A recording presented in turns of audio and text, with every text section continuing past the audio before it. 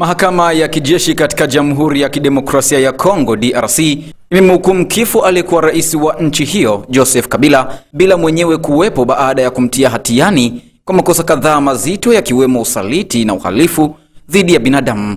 Hukumu hiyo imetolewa Jumanne na Luteni Jenerali Joseph Mutombo Katalai aliyesimamia shauri hilo katika mji mkuu Kinshasa. Jaji huyo alisema Kabila mwenye umri wa miaka 54 amepatikana na hatia katika mashtaka yanayojumuisha usaliti, mauaji, unyanyasaji wa kingono, mateso na uasi.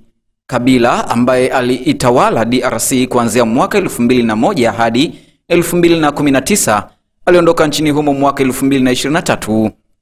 Hata hivyo, mwezi Mei mwaka huu alionekana kwa muda mfupi katika maeneo ya mashariki ya nchi hiyo yanayodhibitiwa na waasi wa M23. Kwa sasa haijulikani alipo baada ya hukumu hiyo ya mahakama ya kijeshi. Mwendesha mashtaka alimshtaki Kabila kwa kuunga mkono waasi wa M23 wanaoungwa mkono na Rwanda ambao mwaka huu wametoa maeneo makubwa ya mashariki yenye utajiri wa madini. Kesi yake ilianza kusikilizwa bila yeye kuwepo tangu Julai. Hata hivyo, mashtaka yanayomkabili ni pamoja na uasi ama uasi wa ndani, inaitwa insurrectional movement. Anadaiwa kuwa ameshiriki katika kuandaa na kusaidia uasi ulioko mashariki mwa DRC, hasa kundi la waasi la M23. Lakini pia shtaka lingine ni pamoja na ufisadi wa uungaji vinyongo, hii inaitwa treason. Serikali ina mashtaka kwamba Kabila alifanya vitendo vinavyoweza kuelezwa kama uasi dhidi ya serikali ya sasa kwa kushirikiana na waasi. Uhalifu wa kivita, war crimes, mashtaka yanayomhusisha vitendo kama mauaji, ukatili, mateka na uharibifu wa mali pamoja na mateso dhidi ya raia kwenye maeneo yanayoathiriwa na mapigano. Lakini pia shtaka lingine la 4 ni pamoja na mauaji, ubakaji, mateso na uharibifu wa mali, crimes against humanity, or torture, rape, murder. Kuna madai kuwa vitendo hivi vimetokea wakati wa mashambulizi ya waasi ambao Kabila anadaiwa kuwa na uhusiano nao. Shtaka lingine la 5 ni pamoja na kudhibiti na kushirikiana na kundi la waasi la M23.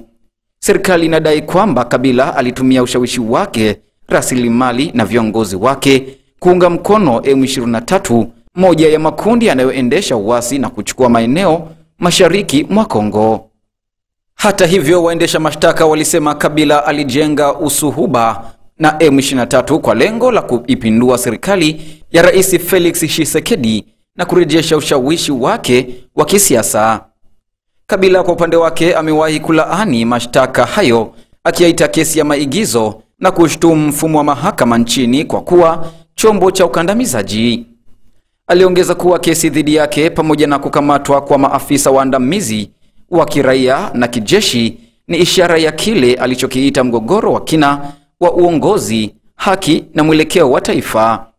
Chama chake People's Party for Reconstruction and Democracy PPRD kimesema hukumu hiyo ni uindwaji wa kisiasa na njama ya kumondoa mpinzani mkubwa wa serikali.